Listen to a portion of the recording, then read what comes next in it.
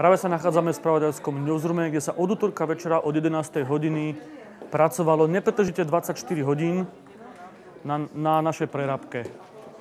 Za ten čas sa tu vystredalo 7 stavebných partií, kde bol nutný urobiť presný časový harmonogram, rozvrhnutý na hodiny, ktorý sa musel dodržiavať. Náročná bola veľmi logistika, aby sme si tu nezavadzali. Niektorí sme tu boli aj 36 hodín, v kuse sa tu pracovalo.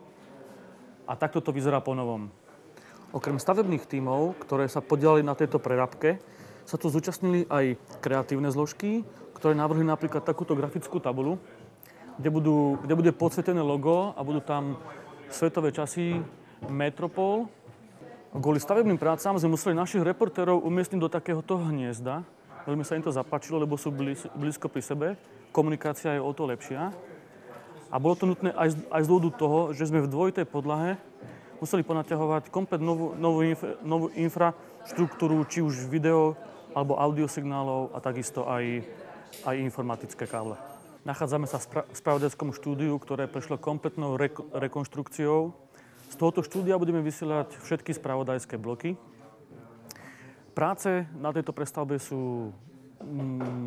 sa blížia ku koncu. Dá sa povedať, že už finišujeme.